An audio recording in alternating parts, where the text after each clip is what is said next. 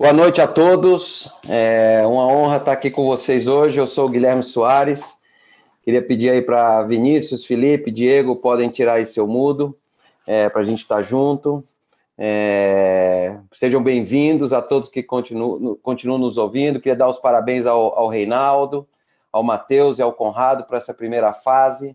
Foi muito inspiradora e nos deixou aqui com um grande desafio.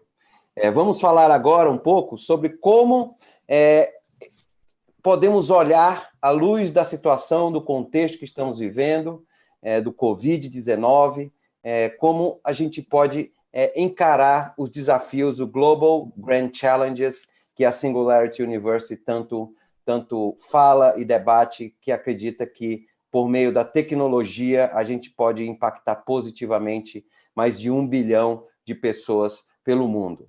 E, como o Reinaldo falou, a Singularity University tem a parceria aqui no Brasil com a HSM e tem também uma grande parceria com todos os chapters, que são os líderes que a gente está fazendo esses 2 dias de debate, hoje e amanhã. Temos outras rodadas para debater como a tecnologia e como o lado humano pode nos posicionar de uma forma muito bacana. Antes de começar esse bate-papo, eu queria pedir para o Vinícius, Felipe e Diego se apresentarem, contarem o bairro, quem está representando, qual chapter representa, conta um pouco de vocês, para que a gente possa começar a se falar aqui. E aí lá, Vinícius, manda bala.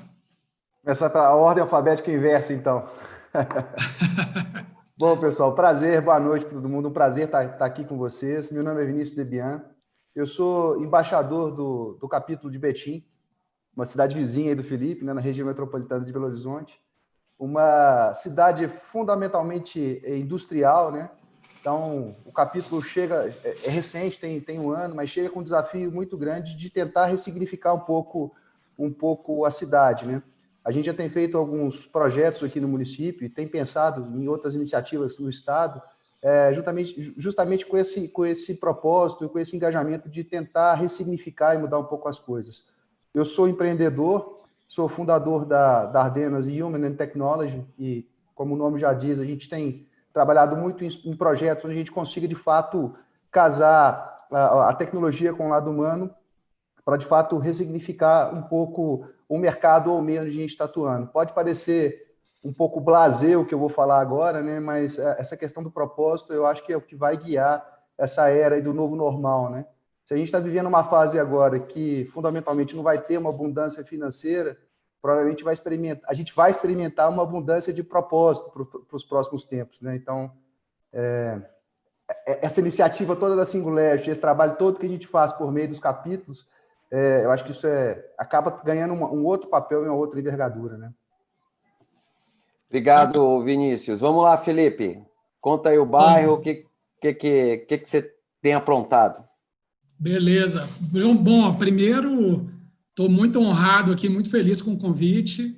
É super bom estar aqui entre amigos, né, falando de futuro, falando das transformações e de tudo que a gente acredita, né, e que a gente acha que a gente tem enquanto missão de transformação, principalmente nesse momento difícil.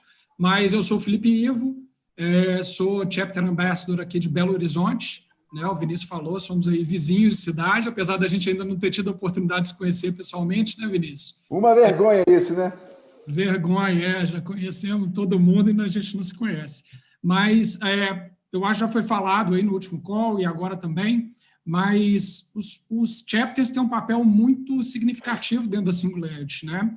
As pessoas que estão envolvidas por propósito, porque é voluntário, né? Dá um trabalho danado, mas a gente faz com muita alegria, né? E temos certeza de que o papel do chapter é fundamental e é uma rede, talvez a do Brasil é a mais bem conectada de todo mundo, então a gente tem uma rede muito forte aqui no Brasil da Singularity, né? Além desse chapéu de embaixador da Singularity, essa paixão por discutir o futuro, discutir tendências, o papel das tecnologias exponenciais nessas mudanças, eu também tenho outro chapéu de professor e palestrante, então educação faz parte um pouco da minha vontade de transformação, principalmente aqui no Brasil, que é tão carente, né, importante. E o outro chapéu, que é talvez hoje o chapéu A, é o chapéu do mundo da energia. Eu sou diretor de novos negócios de uma startup mineira chamada Sanil, que é líder global numa tecnologia de filmes fotovoltaicos orgânicos. Então, a gente tem tido aí um crescimento muito significativo nos últimos anos e talvez a gente fale um pouquinho mais disso aqui também. Mas é isso aí, muito feliz de estar aqui. Vamos lá, Diego. Valeu, Felipe, seja bem-vindo. Diego. Valeu. Boa noite, pessoal. Bom, assim como o Felipe falou aí, é uma honra estar aqui com vocês aqui. Eu acho que é bem bacana a gente poder dividir um pouco do que a gente vem passando, do que a gente vem vendo aí no mundo inteiro e poder conversar com outras pessoas aqui. Bom, me apresentando, meu nome é Diego Julidori, eu sou pai aí da Maria Fernanda, do Davi e da Sara, então minha principal função, né? Eu sou engenheiro, eu sou mineiro, assim como o Felipe e o Vinícius também, eu sou de Minas, mas aqui eu represento o chapter do Rio. Já tem mais de 10 anos que eu estou aqui no Rio já, e desde que eu voltei da Singularity, e eu tive até a oportunidade de fazer o curso junto com o Felipe também, e desde que eu voltei de lá, essa chave do vamos mudar o mundo, realmente a gente pode mudar o mundo, a gente tem essa força, realmente virou e a gente começou a pensar em como a gente podia fazer isso aqui no Rio. Vem sendo um trabalho bem prazeroso, lógico que nada nessa vida é fácil, né? Mas a gente tem várias pessoas realmente aí ajudando cada dia mais, né? E fortalecendo não só o chapter, mas tudo que a gente pode fazer para impactar positivamente as pessoas aqui na nossa cidade. E além disso, eu sou também responsável pela área de produtos da Equinix aqui no Brasil, que é uma empresa de data center que hoje, falando de tudo que a gente tem vivido de pandemia, de work from home e tudo mais, a gente fica no back office ali, né? Ali exatamente onde a gente provê todo o acesso para as empresas aí, para as pessoas, para a gente poder mitigar um pouco dessa sensação que a gente está passando aí de um pouco dolorosa, né, nesse momento. Então, tem tudo a ver aí para a gente poder conversar um pouco mais aí durante essa live. Show! Valeu, Diego. Bem, pessoal que está nos vendo aí, nos ouvindo pelo YouTube, mandem suas perguntas no chat, que a gente tem aqui um apoio, que a gente recebe aqui as perguntas e vamos responder algumas dessas perguntas. Eu queria iniciar esse bate-papo pedindo para a gente conversar um pouco para explicar o que são esses desafios globais, ou Global Grand Challenges. São 12 ao todo, e quais são esses 12? Felipe, você consegue começar aí falando de alguns e a gente vai batendo a bola aqui para a gente cobrir esses 12 e comentar, e aí depois a gente vai poder aprofundar um pouco mais à luz do conceito que a gente está, do contexto que a gente está vivendo hoje. Tá, eu vou ver se eu lembro de todos aqui, viu? Mas eu acho que até vale falar disso, né? A Singularity tem essa visão super otimista de futuro e uma missão de impactar positivamente 1 bilhão de pessoas através dos grandes desafios globais, que são os Global Grand Challenges, né? Que são 12. O primeiro é o desafio de energia, que é inclusive onde eu estou inserido hoje, que se correlaciona com o segundo desafio de meio ambiente, fome, abrigo, espaço, água, e depois a gente começa a pensar nas necessidades sociais, né, que é resiliência, desastre, governança, saúde, educação, prosperidade, e falta sempre falta um, né? Segurança. Segurança, perfeito. Então, você tirou 10, viu, Felipe? Parabéns. Sua memória tá boa. Pois é, eu fiz o dever de casa aqui antes de entrar, né? Verdade. É isso mesmo. Muito bom, muito bom. Falando assim um pouco, né?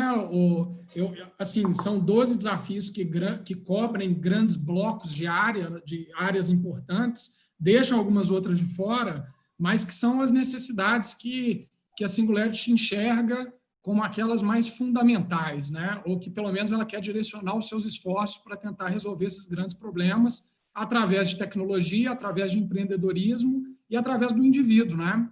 Que eu acho que é talvez o centro focal aqui da conversa, de ser o agente de transformação e que hoje tem as ferramentas e tem um empoderamento para poder ocasionar essa transformação, né? Então, eu acho que essa mensagem é bem otimista e positiva e coloca todos nós numa situação de protagonismo, né? Que eu acho que é algo bem diferente do que foi há talvez 10, 20 anos atrás, onde a gente achava que os grandes problemas do mundo seriam resolvidos pelos governos ou grandes corporações, né? Nunca era com a gente. Agora é tudo com a gente, né? Principalmente nesse desafio grande que a gente está passando da Covid. Mas vai lá, Guilherme. Perfeito. Ô, Vinícius, mas a Singularity também se propõe a solucionar esses grandes desafios com a mentalidade exponencial, usando a tecnologia. Vamos dar aqui um beabá do que é essa mentalidade exponencial e o que é esse crescimento exponencial. Óbvio que hoje todo mundo já sabe isso, porque acompanha os gráficos aí exponenciais, mas vamos fazer essa correlação, porque são alguns conceitos básicos para a gente poder ir aquecendo aqui o nosso bate-papo. Esse talvez tenha sido o principal mote lá no capítulo de Betim, quando a gente começou o trabalho, né? Até agradecer a turma toda que deve estar aí assistindo também. Lá a gente tem um grupo grande atuando junto com a gente. A gente, até no primeiro momento, no primeiro evento que a gente fez, a gente foi muito feliz. A gente teve mais de 700 pessoas inscritas, 400 pessoas participando do evento. A gente não se propôs a falar de tecnologia no primeiro momento, né? No primeiro momento, a gente quis falar sobre essa questão da mentalidade, né? De como as pessoas poderiam se preparar para receber esse mundo novo que estava para chegar. Isso em meados de 2019, imagina agora em 2020, depois de tudo que aconteceu, né? Então, tem um desafio que eu acho que até antes, de fato, a gente discutir quais tecnologias utilizar e que implementar em cada cenário, que é do ponto de vista do humano, né? Do quão a gente está preparado ou quão a gente está acessível para trabalhar essas tecnologias, né? Esse conceito de tecnologia exponencial são tecnologias que têm uma capacidade de transformar um mercado ou um nicho com uma velocidade muito assustadora, né? Agora, como é que isso acontece se a gente, de fato, não está preparado para receber, para trabalhar esse tipo de tecnologia? No painel anterior, né, o Reinaldo perguntou para o Matheus aí qual tecnologia tem impactado ele nesses tempos de pandemia, né? Eu gosto de parafrasear muito o Rafão, que é um colega aí da HSM, que a gente teve a felicidade de ter ele aqui no lançamento do evento, que talvez a tecnologia que eu tenho feito mais uso nesse período é a tecnologia mais ancestral que a gente tem, né? Que é a tecnologia de respirar, né? Nesse momento tão difícil que a gente está vivendo, né? Essa busca incessante por soluções e por tecnologias que vão resolver o problema, talvez no primeiro passo a gente tem que parar um pouquinho, respirar, ter um pouco de calma para poder entender o que está acontecendo, para aí sim a gente começar a descobrir que tecnologia a gente pode acessar para poder, de fato, aplicá-las e transformar muito rapidamente um cenário ou um mundo, né? Muito bom, Vinícius. Ô, Diego, nos ajuda aí a entender se a gente tem as tecnologias e tem esse mindset que o Vinícius falou, como as organizações podem criar ambientes para que essas ideias e essas tecnologias floresçam de uma forma exponencial. É bem boa essa pergunta, porque assim, não tem receita de bolo, né, Guilherme? A gente, por mais que a gente procure, muitas vezes a gente vai procurar referências em diversos lugares, vai achar muita coisa boa que já foi feita, muitos cases legais, mas nenhum lugar é igual ao outro, né? Então, eu acho que o principal é já ter... O primeiro mindset não existe receita de bolo, todo mundo vai ter que se adaptar de alguma maneira. Eu gosto bastante quando a gente olha para o framework que é do Transformações Exponenciais, do Salim e de toda a turma aí que tem da OpenExo, que faz um trabalho excelente aí no mundo inteiro, né? Que é tentando enxergar como aplicar realmente esse mindset exponencial nas organizações. E é interessante porque o modelo que é apresentado é um modelo muito parecido com que eu, como vem de uma área de tecnologia, a gente já falava que era o de TI bimodal, né? Da gente pensar realmente que a gente tem um core business, a gente tem algumas iniciativas que são core, mas a gente não pode deixar de olhar e de ter a cabeça aberta para novas coisas. E quando a gente fala de novas coisas, aí pegando um pouco do gancho do que foi falado pelo Conrado e pelo Matheus, a parte de ter um mindset de iniciante, né? De ter um mindset, muitas vezes, até de criança, de não perder aquela inocência de não falar não. Na verdade, estar aberto a qualquer tipo de ideia, por mais irracional que ela pareça. E aí é até interessante, porque tem uma frase do Bernard Shaw, quando ele fala que o homem razoável, né, ele se adapta ao mundo, né? E o irracional, ele tenta adaptar o mundo a si mesmo. Só que quando a gente olha para isso, aí ele termina falando que o progresso ele vai depender do homem irracional. Então, assim, a gente não dá para a gente pensar que realmente vai ser pensando as mesmas coisas ou fazendo as mesmas coisas que a gente vai conseguir essa evolução. E quando a gente traz isso até para dentro de ambientes mais fechados, ambientes mais engessados, a gente vê que muitas vezes aquilo que parece mais loucura, no final é o que pode dar certo lá na frente. Então a gente vê que precisa realmente de um reaprendizado, de uma cabeça, de um mindset muito amplo para poder realmente fazer essa evolução ser verdade. Show. Gente, estamos aí com cerca de 590 pessoas nos assistindo agora ao vivo. Obviamente isso vai ficar gravado e muitas outras pessoas vão conseguir acessar esse conteúdo.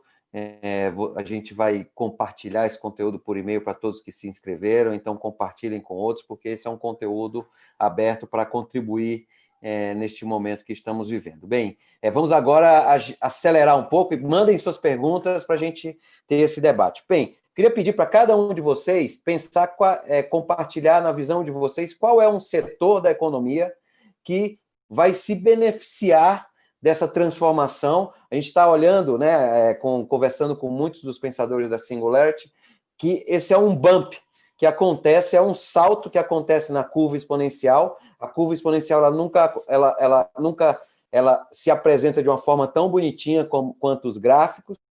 E essa situação do Covid deu uma acelerada em várias tecnologias, em várias coisas. Eu queria que cada um de vocês compartilhasse uma tecnologia, um setor que está se beneficiando desse momento.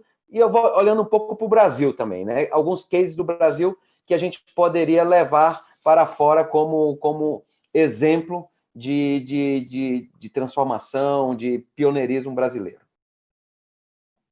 Posso começar? Vai lá. Bom, eu vou puxar um pouco a sardinha aqui para o meu lado, que é a área que eu estou mais atuando hoje, né? Eu acho que, olhando para o setor energético, a gente tem desafios grandes, né? Eu tive acesso há uma semana, acho que foi no dia 24 que saiu esse estudo, é um estudo da Câmara de Comercialização de Energia Elétrica, que fala um pouquinho de como que o setor de energia foi afetado, né? E quais os principais setores da economia que tomaram um baque maior e começaram a usar menos energia, né? Então, o setor automotivo praticamente desacelerou totalmente, né? Reduziu 65% do consumo de energia, o setor têxtil, o setor de serviços, manufaturados, comércio, também sofreram muito. E aí, quando a gente começa a olhar para a oportunidade, a gente sempre começa a pensar o que vai mudar, né?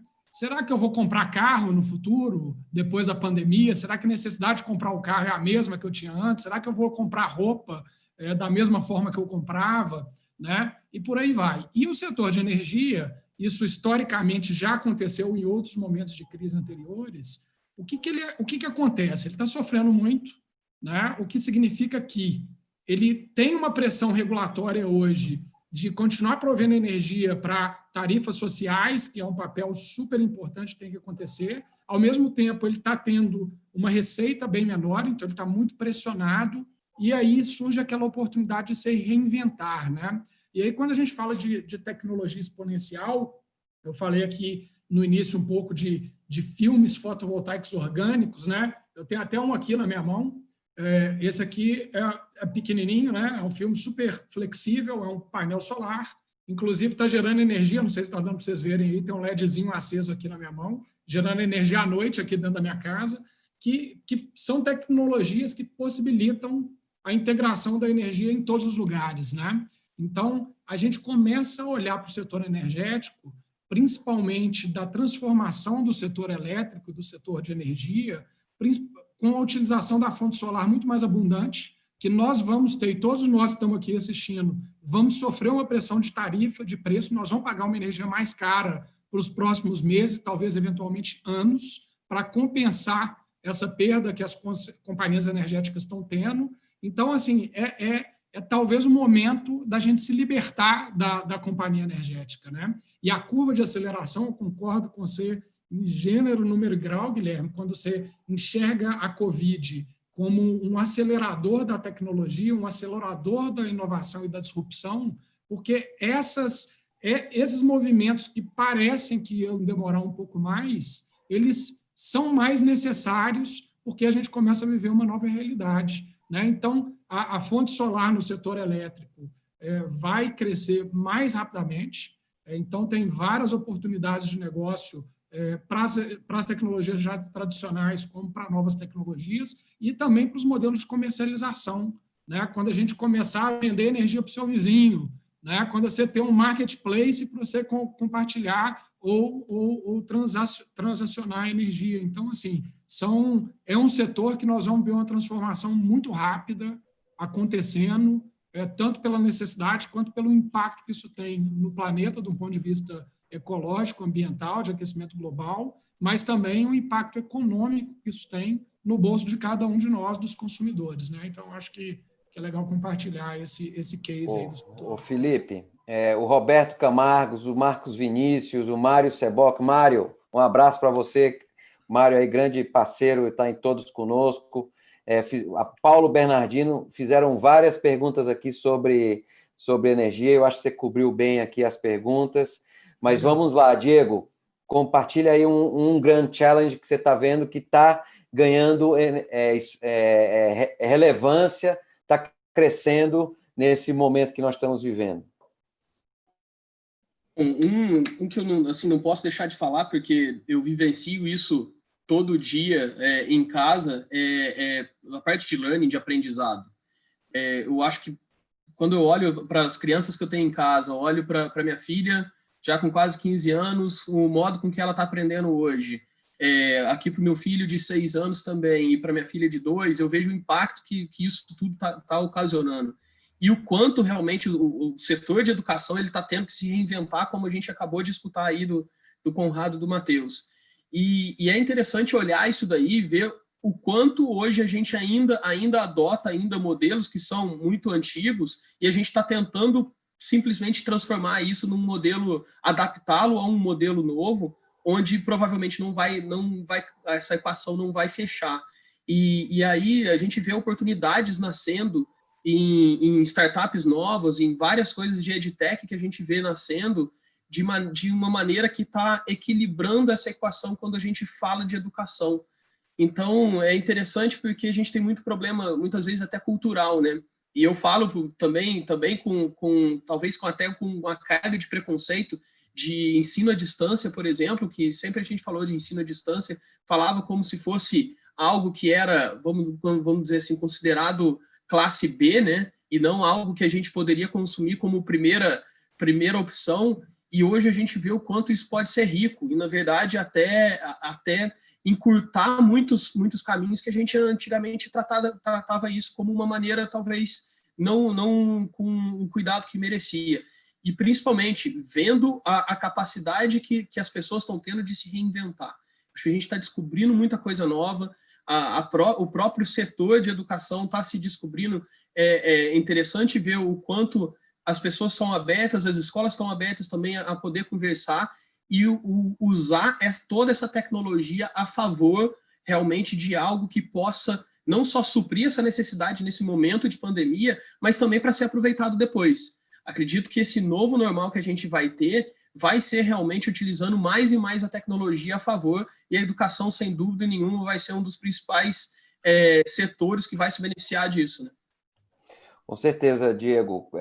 Também contribuindo nesse debate, eu também tenho filhos aqui em casa que estão, obviamente, respeitando o isolamento social e tendo aulas à distância, mas eu percebo também que a grande mudança que vai haver é uma aceleração para que o aluno esteja no centro de todas as instituições. O aprendizado ele ocorre de uma forma diferente dependendo do perfil de cada aluno ou aluna.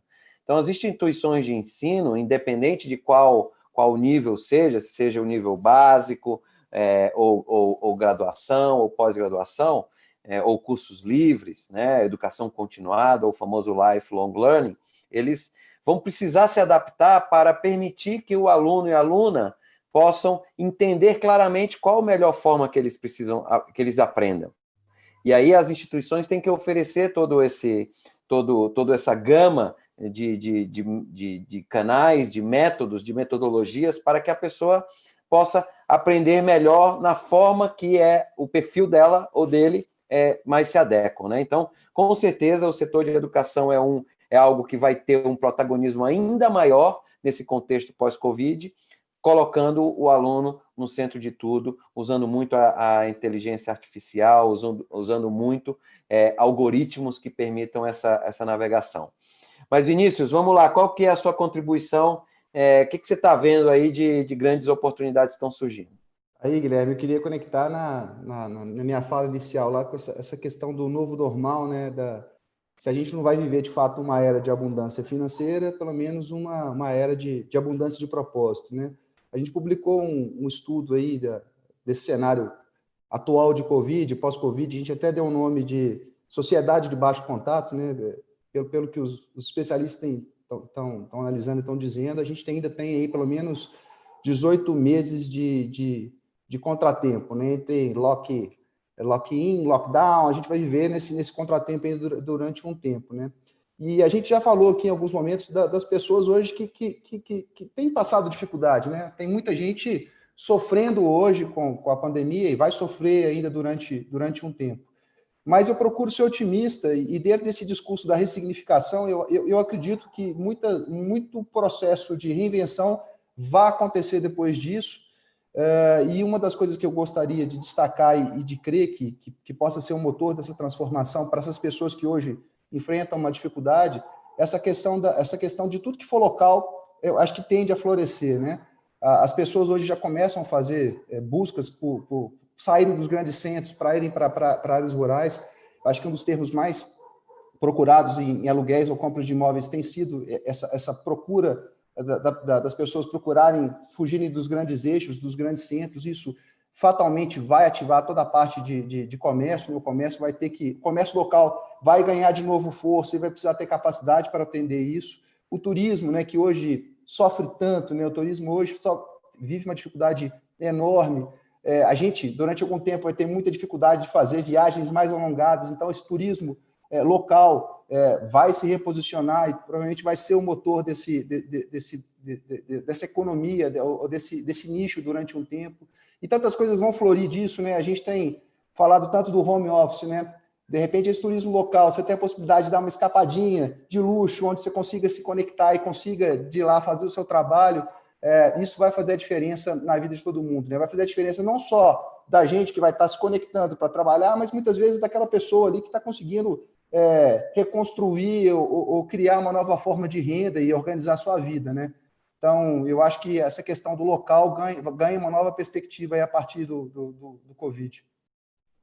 Poxa, Vinícius, bem interessante essa sua perspectiva, né? A gente vai, nesse primeiro momento, olhar mais para o nosso entorno, vamos prestigiar a nossa comunidade mais próxima, até porque as viagens vão voltar mais paulatinamente. Bem, temos aqui uma pergunta da Renata, que falando, sem dúvida, o Covid nos obrigou a mudar os direcionamentos e desengavetar várias tecnologias. Mas como vocês estão vendo, o desenvolvimento tecnológico, o investimento em pesquisa aqui no Brasil e como que vocês imaginam que o Brasil vai se posicionar frente às outras nações globalmente a partir dessa pandemia? Quem gostaria de pegar essa? Eu posso dar o pontapé aqui e depois a turma aí complementa.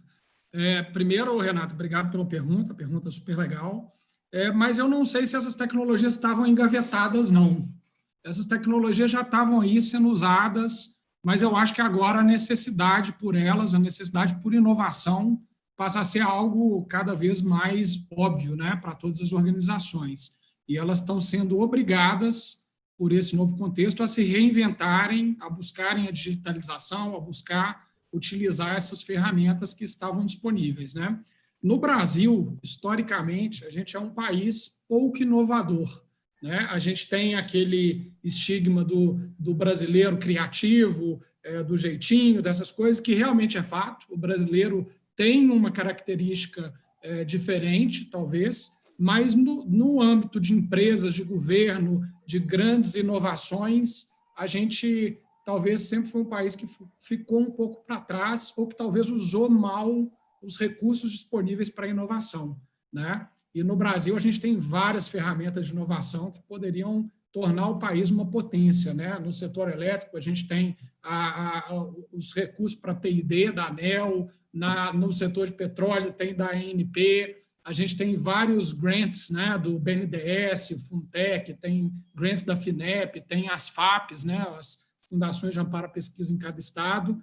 Então, a gente tem ferramenta, tem arcabouço, mas acaba que a gente não usa, né? E as empresas investem pouco na inovação porque elas estão pouco habituadas à inovação, né? Numa economia bastante fundamentada em commodities, né? Agropecuária, mineração e por aí vai, a gente nunca, quer dizer, nunca é uma palavra forte, mas a gente nunca, ou não pensou em ter essa necessidade de inovação tão diferente assim, né, de outros países. Então, o que eu acho que esse momento tem? Né? Ele tem uma convergência de fatores que vão forçar essas grandes organizações a inovarem.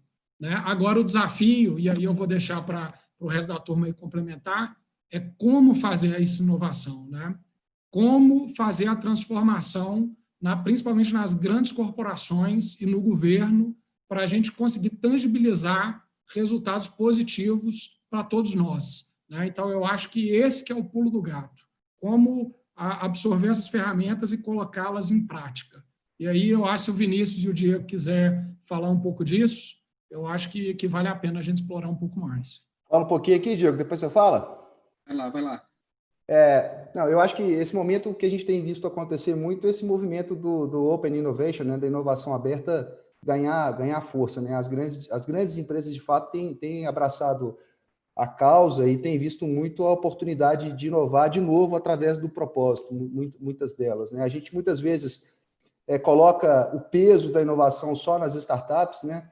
Mas se a gente parar para pensar, uma empresa grande, a partir da medida que ela investe no intraempreendedorismo e tem esse olhar para dentro da inovação, ela tem uma capacidade, às vezes, de ser mais efetiva num processo de inovação do que uma startup, porque ela tem todo um ciclo para poder fazer seus MVPs e testar inovações, né? Ela tem uma rede de fornecedores, ela tem uma rede de clientes, ela tem todo, como diz o Felipe, ela tem todo um arcabouço para testar modelos e gerar mais rápido essa inovação. Ontem ainda vi que vou citar o caso da Accenture. A Accenture desenvolveu algumas plataformas para poder ajudar nesse combate do Covid, até em outras perspectivas, até do ponto de vista econômico.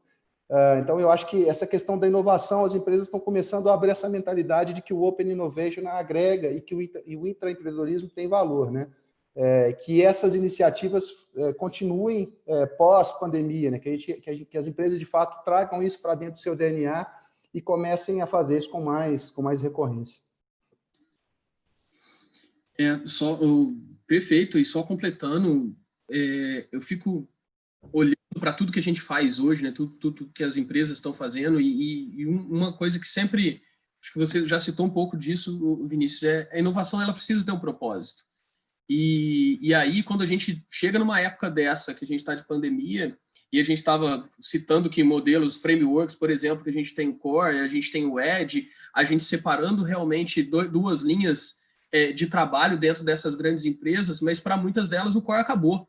Então, só resta a inovação a fazer. Então, realmente, eu vejo alguns movimentos vão ter que acontecer de alguma maneira, algumas empresas vão ter que se reinventar realmente para poder continuar no mercado, mas o principal para mim é essa parte do propósito. Ela precisa ser entendida, precisa ser vivenciado. Uma empresa realmente que ainda não entendeu o seu propósito, é a hora que ela vai ter que se reinventar para conseguir vivenciar isso mais e conseguir transmitir isso também para as pessoas que vão consumir. Eu sou uma pessoa que eu sou muito fã do modelo de social business. Eu tive a oportunidade de conhecer o Henrique Drummond da Insolar, que é um cara fantástico. Eu acho que o Felipe já conhece ele também, fez um trabalho junto com eles também com a Sanil, e fantástico, porque realmente a gente está começando a falar de negócios que o grande diferencial do negócio é melhorar a sociedade. É realmente começar a pensar numa distribuição de lucro que vai diretamente para a sociedade e não só para todos os stakeholders que estão dentro da empresa. Então, é um modelo realmente que a gente começa a pensar, começa a estressar num contexto completamente diferente quando a gente vê que isso não vai acontecer sozinho. Então, a inovação, eu acho que o principal não vai acontecer sozinho mais. A gente precisa realmente das pessoas se falando, nem que seja dentro da empresa. Ou não existe inovação só dentro do departamento de TI. Então, a inovação só vai acontecer em TI se o financeiro se juntar, se a área de pesquisa, se vendas, se todo mundo começar a se falar. Então, é uma coisa que a gente vê, um fenômeno acontecendo que não só é de fora para dentro, mas é de dentro para fora também. Ô, Guilherme, se você me permite aqui ainda fazer mais uma pontuação, quando o Diego estava falando e também conectando com a fala do Conrado, que citou o John Hagel, eu também sou uma tiete aí do John Hagel, que é uma das lendas, né, da Singularity, da Deloitte.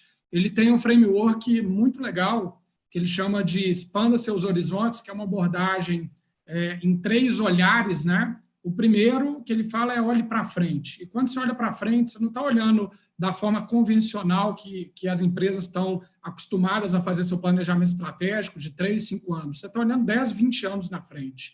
Então, como que você acredita que o seu business vai se adaptar para atender aquelas demandas de daqui a 20 anos? Que é um exercício super difícil de fazer, mas que a gente tem que ter na mão essas ferramentas, né, que a Renata mencionou na pergunta dela, né, as tecnologias exponenciais para chegar lá.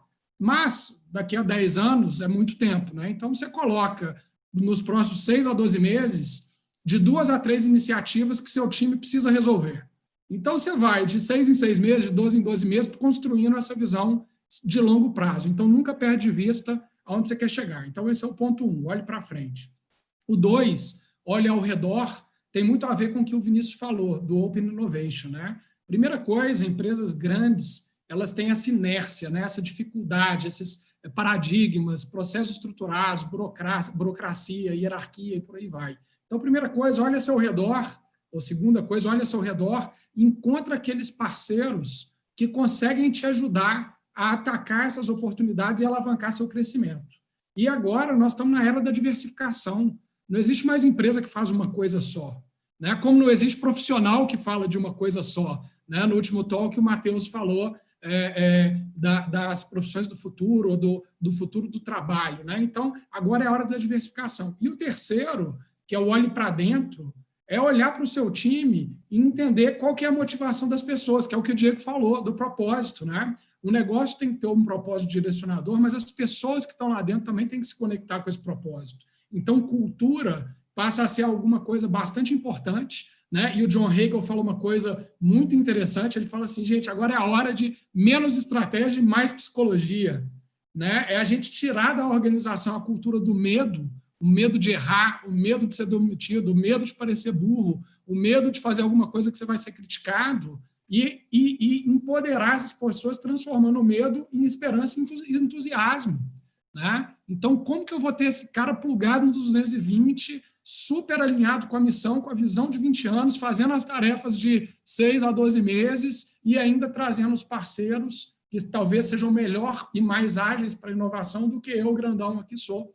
né? Então, eu acho que esse framework, essa abordagem de olhe para frente, olhe ao redor e olhe para dentro, fecha um pouco aqui do que o Vinícius falou, o Diego falou, e eu comentei também no início, né? E talvez ajude aí a Renata a resolver a pergunta inicial dela. Perfeito, Felipe. O John Hagel é um grande amigo, esteve conosco no Summit em 2019. Ele realmente é brilhante. Eu queria mudar um pouco aqui de assunto, pessoal, olhando um pouco para os governos e os governantes, né? As nações. A Natália Novaes fez uma pergunta que dando o exemplo do governo francês, que está incentivando o uso de bicicletas, né? Aproveitando esse momento para mudar comportamentos e incorporar. O que vocês têm visto aqui no Brasil de práticas boas que possam ser compartilhadas, né? E às vezes não tão bem compartilhadas, até porque o Marcos também pergunta como incluir a população de baixa renda nessas oportunidades todas que a gente está vendo. Então, algo mais do nível de Estado, o que vocês têm visto aí que podem compartilhar ou até recomendar para os governantes que estão numa pressão e numa responsabilidade muito maior nesse momento? Começo eu? Vinícius, vai lá, pode ir lá, Vinícius. Eu acho que, de novo, conecta naquilo que eu estava dizendo antes, né? Tem uma camada da sociedade que de fato tem enfrentado e vai enfrentar muita dificuldade para isso, né? Mas se a gente tem esse florescimento das atividades que são locais, eu acho que chega um momento dos governantes e dos governos locais se ajudarem na perspectiva de tornarem essas pessoas aptas a gerirem o seu sustento, né? Esse era um assunto que a gente já discutia na economia distribuída, que a gente via numa perspectiva ainda de 5, 10 anos e a pandemia veio e antecipou toda essa relação, né? Então, tem toda uma cadeia do local, né, que eu acho que ela pode ser ativada e eu acho que os governantes já podem começar a ter esse olhar de como ajudá-los ou como pavimentar uma via para que essa transformação aconteça, né? Acho que tem muito dessa mão de obra local ainda está meio sem perspectiva do que fazer, né? Então tem todo um trabalho de aculturamento para que essas coisas aconteçam. Eu tive a felicidade de participar do Abundância 360 quando o Peter esteve aqui, e muito do assunto que a gente discutia era até quando a gente ia deixar todas as iniciativas só na mão do governo, né? É claro que os governantes têm a sua responsabilidade, mas a gente, enquanto sociedade, enquanto empresário, enquanto cidadão, também tem o seu papel, né? E dentro desse contexto da comunidade local, vai ter todo um trabalho de ativação de engajamento dessas pessoas que estão ali naquele meio, que estão naquele circuito. E eu acho que nisso aí, não só o governo, mas a sociedade podem dar as mãos para que, de fato, isso possa acontecer e essa vida local possa florescer, sabe? Legal, Vinícius. Aí, Diego, vai lá. Não, vou começar, vou fazer o meio aqui agora, o Felipe. Bom, eu acho que quando a gente olha para os governos hoje, o desafio é enorme. Começa pela limitação que ele tem quando a gente fala que esse acesso, né, ele muda completamente. Então, quando você pensa em como eu vou conseguir ter informações de pessoas que eu nunca sequer sabia, só sabia que existia, eu sabia que existia em vários lugares, se a gente pensar que RG hoje ainda não é centralizado, a gente ainda tem pouca informação centralizada. Então, vamos dizer assim, a gente começa a colher o que a gente plantou lá atrás. E então, eu vejo que o governo hoje ele está tendo que correr muito mais rápido, realmente num processo até de entendimento da própria população, como nunca correu antes. E eu acho que exemplos bacanas, que, lógico, eu acho que a gente está longe do modelo ideal, mas eu já começo a ver, por exemplo, o eCPF tem que começar realmente a funcionar como algo que eu posso utilizar e posso garantir que aquilo é um documento, que eu posso assinar realmente um documento, não só documento de empresas, mas documento que realmente serve para o governo de uma forma autenticada também. Então, a gente começa a ver que algumas burocracias podem começar a cair, justamente pelas limitações que a gente tem. E é interessante porque, até quando você começou a falar, Guilherme, sobre a curva exponencial, válido lembrar até da teoria do Ray Kurzweil, quando ele fala da teoria das mudanças aceleradas, que é justamente, na verdade, a curva exponencial são diversas pequenas curvas S que a gente tem quando a gente tem fenômenos aí ao longo do tempo que nos forçam até essa evolução. E eu acredito que a gente chegou nesse momento, principalmente quando a gente fala de governo. A monetização do governo, a rentabilidade do governo, ele vai ter que pensar, ele vai ter que começar a se reinventar. Mas uma coisa que eu tenho, que é um bichinho que incomoda aqui, pensando em modelos de Uber, pensando em modelos de Airbnb e entre outros que vão ainda surgir, talvez isso não parta do Estado. Talvez isso vai partir realmente de iniciativa privada para que o governo depois ele consiga realmente adaptar essas novas formas de acesso ao mundo, a esse novo mundo.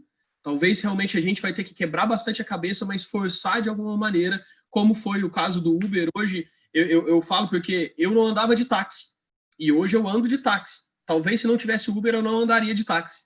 Então, a gente começa a criar novos hábitos onde não tem, mas com base em necessidade, com base em algo realmente muito mais palpável. Então, acredito que a gente vai ver muita evolução, mas essa evolução possivelmente vai vir muito mais fora do Estado, do indivíduo, do que propriamente do Estado. O Estado tem que ter a capacidade de absorção disso daí, pensando que ele vai ter diversas formas de ser, vamos dizer assim, de ter as arrecadações, manter as arrecadações, mas não da forma com que é hoje. Felipe, se eu puder só mudar aqui um pouco de assunto, a gente está chegando aqui aos últimos 10 minutos, e te passar aqui uma pergunta da Adriana Flores, que foi participante do nosso Executive Program aqui no Brasil, que foi o IP, a primeira versão que aconteceu em fevereiro, em Bento Gonçalves. Foram 4 dias muito especiais que a gente passou lá com 60 pessoas, e vamos voltar a ter isso, porque vai passar, a gente vai voltar a se encontrar. Esperamos que em breve a gente tenha novas edições, mas a Adriana Flores está perguntando se a sociedade de baixo contato que nós estamos vivendo hoje também poderia ser descrita como uma sociedade de baixo consumo, ou seja, reduzir aquele consumo de afirmação. Será que isso ficou obsoleto? Vocês acham que isso é uma fase ou é uma mudança estrutural? Passo para o Felipe, aí depois eu vou pedir para cada um fazer um último comentário para a gente começar encerrando. Tá. Ótima pergunta, e assim, coincidentemente eu estava falando disso hoje de tarde, então eu estou com a discussão bem fresquinha na cabeça, né? Quando a gente fala dessa low-touch economy, eu também acho que é a de mudança de paradigma, de padrão de consumo, né? A gente está percebendo que nesse momento aí, quase 2 meses aqui no Brasil, né, que a gente está isolado socialmente, a gente precisa de muito menos do que a gente estava acostumado, né? Então, eu comecei falando aqui do setor do setor energético, né? E como que veículos está sofrendo, a indústria têxtil está sofrendo, a indústria, de uma forma geral, né, de manufaturados está sofrendo, porque as pessoas estão consumindo menos, obviamente, por lojas estarem fechadas, mas estão consumindo menos por precisarem menos, né? Você está precisando menos de carro, precisando menos de roupa, por estar saindo menos na rua, mas eu acho que a gente está percebendo que a gente realmente precisa de menos, né? Então, a gente começa a ressignificar as relações sociais, as relações de consumo, as relações com as marcas que a gente está adaptado, e começa a trazer isso para um nível individual, para um nível de família, e começar a ver o mundo de outra forma. Então, é uma opinião, né? Nós vamos ver o desdobrar disso. Eu acho que já era uma tendência que já pré-existente ao Covid, que está sendo muito acelerada e tornando muito mais aguda nesse momento de Covid agora, né? Então, eu, individualmente, a minha família, eu tenho certeza que nós vamos sair daqui, e se a gente já estava consumindo menos, a gente vai consumir muito menos ainda, né? Hoje eu vim para o call aqui, eu estava brincando com a turma com a camisa preta da Hering, que é a mais básica, né, de todas. Eu falo, cara, eu preciso de outra coisa diferente disso. Não, né? Você precisa de uma camisa para não sentir frio, para poder sair na rua, né? Então, assim, eu acho que o que a gente tem que começar a perceber é quais são as mudanças de comportamento que essa aceleração do Covid traz, né? Então, a gente pensa, o Matheus falou de maior nível de desemprego. Sim, isso é ruim, Mas o que ele traz? Ele traz mais empreendedorismo, ele traz desenvolvimento de novas habilidades, ele traz a migração de emprego de um lugar para outro lugar, né? E a gente tem que pensar quais são esses outros lugares. A gente começa a pensar nesses ambientes de home office otimizados, né? Você ter um fone mais legal, você ter uma cadeira mais bacana, confortável, mas que te deixa... Você está consumindo algumas coisas, mas que te deixa em casa e que vai te fazer consumir menos de outras coisas, né? As restrições de viagem, a identidade da pessoa, né? Como que você, enquanto pessoa, passa a ser mais importante do que a sua profissão, do que você faz, né? Então, eu tenho um monte de amigo fazendo live de exercício físico, fazendo live de culinária, fazendo live de conteúdos em geral. Então, a gente começa a dar mais a cara e ser mais protagonista, né? Então, nesse momento de valorizar a individualidade e a identidade, a gente começa também a repensar os nossos valores, né? Então, essa transformação, acho que está todo mundo percebendo, e é o momento da gente começar a entender o porquê e o que isso traz em termos de oportunidade, não em termos de problema. Em termos de problema, a gente tem que pensar também, mas tem que pensar principalmente do lado otimista de oportunidade. Essa, eu acho que é uma visão que a gente deveria ter. Obrigado, Felipe. Vinícius, você quer começar aí mandando a última mensagem para a gente cumprir aqui o horário? Deixa as suas últimas palavras, vou dar oportunidade para todos, depois eu vou falar aqui umas últimas palavras também. Tivemos 2.400 inscritos para hoje, agora estamos com um pouco mais de 400 pessoas nos acompanhando, para quais eu agradeço. Vai lá, Vinícius. Para finalizar bem rápido, eu queria conectar no que o Felipe falou, né, dessa questão da mudança do consumo, né? Nesse estudo que a gente fez sobre sociedade de baixo contato, né, uma das coisas que a gente está falando é que a roupa, durante muito tempo, serviu como personificação da nossa identidade, ou da nossa atitude, né? A partir do momento que a gente começa a fazer isso virtualmente, outros modelos de assinatura, de personalidade vão surgir, como filtros, ou como camisas que ganham uma identificação nova através do digital. Então, essa questão do consumo realmente vai mudar. Mas, para mim, um aspecto mais importante dessa transformação do consumo é a qualidade que vem conectada nessa nova maneira de consumir, né? Tem um documentário no Netflix que eu assisti há uns anos atrás e que mexeu muito comigo, foi a questão do minimalismo, né?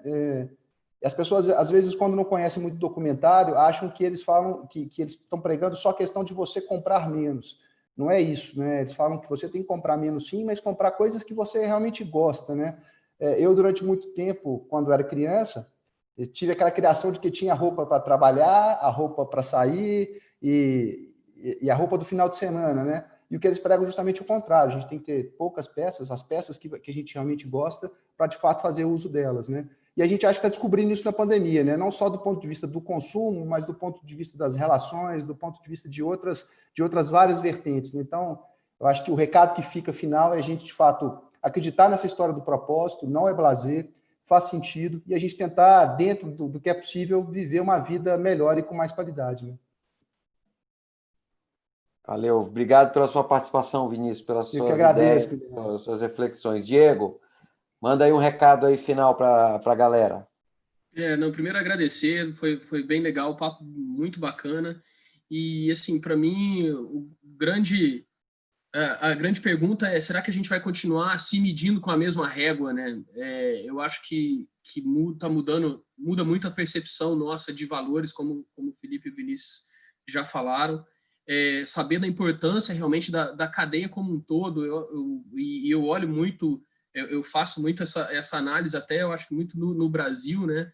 Que a gente não valoriza realmente todas as profissões que estão aí, e talvez nesse momento de pandemia a gente está vendo o quanto é essencial todas as profissões, os serviços essenciais que estão aí, e sem eles a gente provavelmente não estaria vivendo do jeito que a gente está hoje, ou estaria muito pior do que já está. Então, para mim, é muito importante quando a gente olha por esse prisma. E pegando um pouco do que o Amin Tufani sempre fala nos talks dele sobre o próprio PIB e evolução, né? Será que realmente a gente vai continuar tendo como métrica GDP, né, PIB, para poder saber se tem sucesso ou não? E quando a gente pensa nisso, tem um exemplo que ele cita também nessas palestras dele, que ele fala sobre carro autônomo. Hoje a gente fala de mercado de carro autônomo que pode crescer. Um dos efeitos de carro autônomo, de adoção de carro autônomo em massa, né, a gente está falando de uma redução de acidentes de carro. Hoje, em média, acidentes de carro são 3% do PIB de um país. Então, se você pensar do lado só econômico, você vai acabar com 3% do PIB de um país no ecossistema, porque você não tem acidente de carro. E isso é ruim. Então, acredito que a gente tem que começar a repensar realmente as métricas que a gente usa para poder realmente ter sucesso ou não, para a gente começar a pensar nesse novo normal que está chegando aí. Valeu, Diego. Obrigado pela sua participação. Vamos lá, Felipe. Fala aí suas últimas palavras para a gente encerrar por hoje. Beleza. Primeiro, obrigado, Guilherme. Obrigado, Vinícius, Diego, aí pelas boas ideias, e também para todo mundo que está aí assistindo. Eu acho que a reflexão que eu queria deixar aqui para o final é esse lance da hora do protagonismo do indivíduo. Isso nunca fez tanto sentido para mim igual hoje. né? E eu acho que, vou falar uma coisa aqui que talvez muitos já escutaram aí dos seus pais, mas meu pai e minha mãe sempre falaram, meu filho, investe em você, estuda, isso ninguém nunca vai tirar. Eu acho que é a hora do indivíduo e a hora do aprender, né? O Conrado falou muito disso na última conversa, e tem uma frase, quando ele falou, tem uma frase do Alvin Toffler, que é um pensador futurista, que faleceu recentemente, que ele fala que os analfabetos do século XXI são aqueles que não souberem aprender, desaprender e reaprender, né? Então, agora é a hora da gente se capacitar e começar a refletir sobre qual que é o nosso papel no mundo, qual que é a nossa vontade no mundo e qual que é a marca que a gente vai deixar para o mundo, né? Então, é se capacitar, olhar para as oportunidades e buscar o seu propósito, que é o que o Diego reforçou aí no final. Então, levantar a bunda da cadeira, sair da inércia, do ostracismo e fazer alguma coisa diferente, né? Porque o mundo está prontinho para receber ideias novas, receber energia nova. Então, eu acho que essa é a mensagem que eu queria deixar. E, mais uma vez, aí, muito obrigado e até a próxima, né? Bem, pessoal, eu queria também deixar aqui algumas palavras. Eu acho que nós estamos vivendo um momento ímpar, né? Um momento que vai ser comparado, na minha opinião, na história, como a queda do Império Romano ou como a queda da Bastilha. Nós estamos fazendo uma transição de época.